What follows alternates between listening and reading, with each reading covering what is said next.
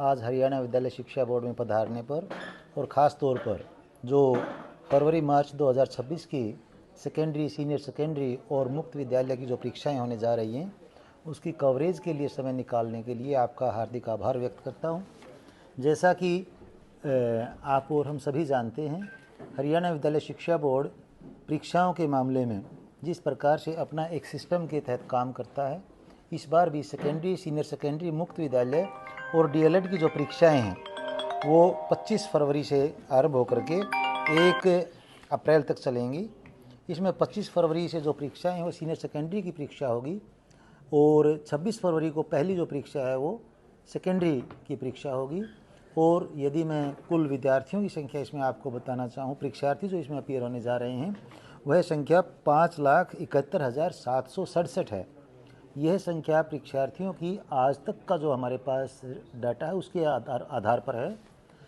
ऐसा मैंने इसलिए कहा है कि अभी इस समय भी हरियाणा ओपन स्कूल के अंतर्गत काफ़ी परीक्षार्थी फार्म लेट फीस के साथ भर रहे हैं, जिसकी वजह से ये संख्या बढ़ने जा रही है। यदि अलग अलग से मैं दोनों परीक्षाओं की बात करूं, सेकेंडरी परीक्षा में जो हमारे परीक्षार्थी अपीयर होने जा रहे हैं वह संख्या 2,95,748 है, जिसमें 1,55,027 छात्र और 1,40,731 छात्राएँ होंगी। इसी प्रकार से यदि सीनियर सेकेंडरी की हम बात करें तो वहाँ कुल संख्या 2,70,663 है, जिसमें 1,41,566 छात्र और 1,29,097 छात्राएँ अपीयर होने जा रही हैं। इसके साथ साथ जो मैंने अभी आपको बताया डीएलएड, जो एलिमेंट्री एजुकेशन के डिप्लोमा की जो परीक्षा होती है वह भी इन्हीं परीक्षाओं के साथ चलेगी और उसमें कुल संख्या जो परीक्षार्थियों की है वो 5,356 है।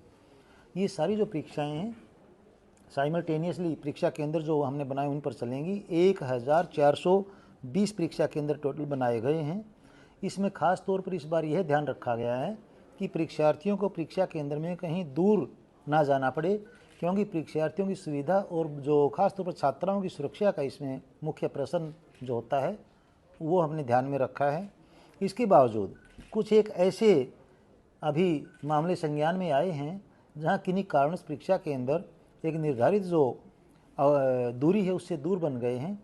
उसके लिए प्रक्रिया जारी है। कोशिश की जा रही है कि परीक्षार्थियों को नज़दीक से नज़दीक जो परीक्षा केंद्र है उस पर उनको अकोमोडेट किया जा सके। सर, नकल रोकने के लिए कितने आपने क्वेश्चन किया कि परीक्षा की शुचिता और पवित्रता के लिए क्या आवश्यक कदम उठाए गए हैं। मैं आपको बताना चाहूँगा 325 उड़न दस्ते इस समय प्रभावी जो उड़न दस्ते हैं वो हमने कंस्टिट्यूट कर दिए हैं, जो कि हरियाणा विद्यालय शिक्षा बोर्ड के स्तर पर ही सारे के सारे कंस्टिट्यूट किए गए हैं। इस बार आज ही एक वर्चुअल मीटिंग जिला शिक्षा अधिकारियों की भी 11 बजे ली गई थी, जिसमें उनसे यही अनुरोध किया गया था कि कोई भी उड़न दस्ता जिला शिक्षा अधिकारी या डिप्टी कमिश्नर या मतलब ब्लॉक या खंड स्तर पर अपने स्तर पर नहीं बनाया जाएगा। सभी उड़न दस्तों का गठन हरियाणा विद्यालय शिक्षा बोर्ड के द्वारा किया गया है। इसके बावजूद अपरिहार्य कारणों में कहीं यदि कोई ऐसी आवश्यकता अनुभव होती है कि किसी और उड़न दस्ते का गठन करने की ज़रूरत है तो वह उड़न दस्ता परीक्षा आरंभ होने उपरांत कहीं पर भी डीओ या डीसी के स्तर पर यदि बनाए जाते हैं, जिला अधिकारियों के स्तर पर बनाए जाते हैं, उनका बाद में अनुमोदन करवाना आवश्यक रहेगा। और परीक्षा केंद्रों के लिए जो कंडीशन हमने लगाई है, बाहर की बाउंड्री हर एक परीक्षा केंद्र की 6 फीट की ऊंचाई की होनी चाहिए ताकि बाहरी हस्तक्षेप ना हो सके। सभी जो परीक्षा केंद्र हैं उनकी खिड़कियों के ऊपर जाली होना आवश्यक है। यदि जाली वगैरह किसी पर नहीं है तो यह अपने आप में नियमों की अवहेलना है। ऐसे परीक्षा केंद्र और जो वहाँ के केंद्र मुख्य अधीक्षक जो होते हैं, मुख्य चीफ सुप्रिटेंडेंट जो जिसे हम कहेंगे, उनके संज्ञान में लाया जाएगा कि परीक्षा केंद्रों में इस प्रकार की अनियमितताएं दूर की जाएं। सभी परीक्षा केंद्र सीसीटीवी कैमरा से लैस हैं। परीक्षार्थियों के लिए बैठने की उचित व्यवस्था का इंश्योर कर लिया गया प्रबंध है। इसके अलावा यदि कहीं कोई किसी प्रकार की कमी होती है तो उसके लिए बोर्ड बड़ी गंभीरता से उसके ऊपर अमल लेगा।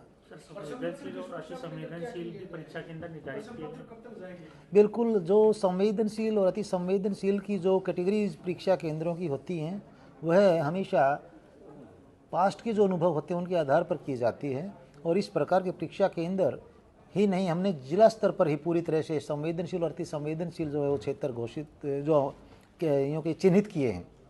उनमें विशेष उड़न दस्ते हमारे हरियाणा विद्यालय शिक्षा बोर्ड से भी और जिला स्तर पर भी जो चेयरमैन सेक्रेटरी फ्लाइंग जो होंगी वो बाकायदा स्पेशल फ्लाइंग वहाँ होंगी और स्पेशल उनको राइट्स होंगे।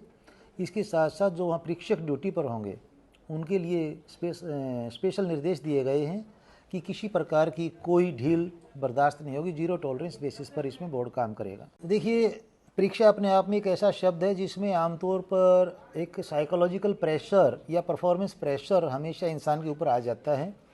ये ठीक ऐसी बात आप को मैं बताना चाह रहा हूँ, जैसे मान लीजिए क्वेश्चन जब सामने से आता है तो एक बार तो दिमाग में रिएक्शन होता है कि क्वेश्चन का आंसर कैसे देना है। तो परीक्षार्थियों पर तो इस प्रकार का बच्चे हैं, साइकोलॉजिकली अभी इतना मैच्योर भी नहीं होते हैं, तो उनके ऊपर तो ऐसा प्रेशर आना स्वाभाविक होता है। तो ऐसी परिस्थितियों में इस बार हरियाणा विद्यालय शिक्षा बोर्ड ने, जैसे सीबीएसई ने भी अडॉप्ट किया हुआ यही फार्मूला, मैं बताना चाह रहा हूँ, 15 दिन का हमने समय दिया। परीक्षा उपरांत यदि कोई परीक्षार्थी ऐसा अनुभव करता है कि किसी कारणवश मेरा एक पेपर या 2 पेपर कमज़ोर हुए हैं, तैयारी नहीं हुई है, कोई भी कारण हो सकता है, तो उनको हम 15 दिन का समय बीच में दे रहे हैं।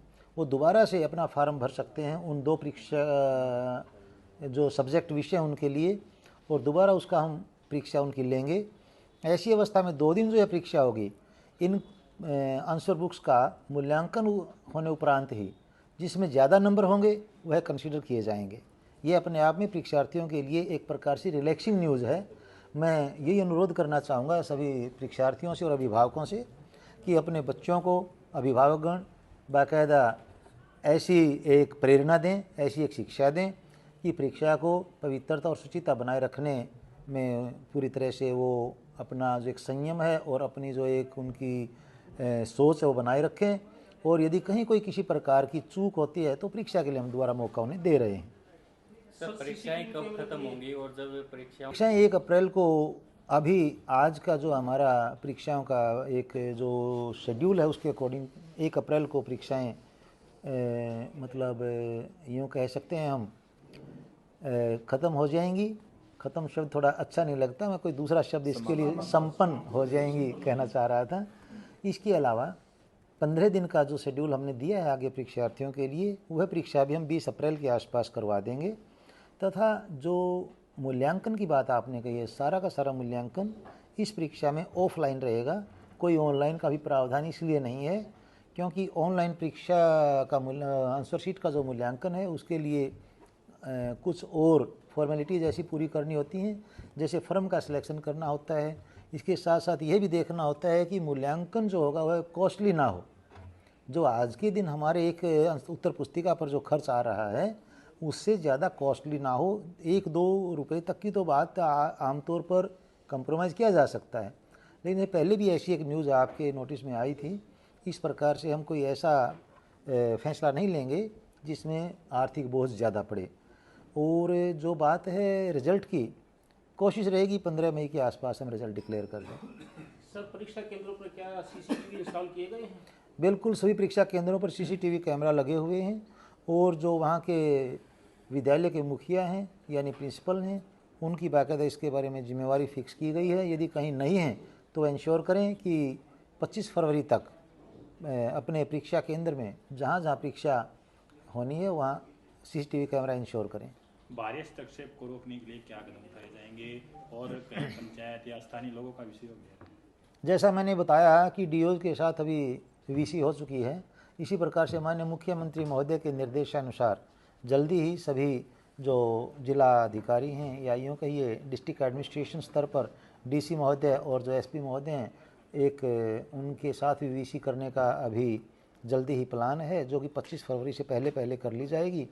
और कोशिश यह रहेगी कि 112 और जो दूसरी पीसीआर हैं पुलिस की और जो पुलिस गश्त है वो कम से कम हर एक परीक्षा केंद्र को एक बार परीक्षा आरंभ होने से पूर्व और परीक्षा ख़त्म होने के आसपास जो समय उस समय ज़रूर वहाँ पर इंश्योर करें।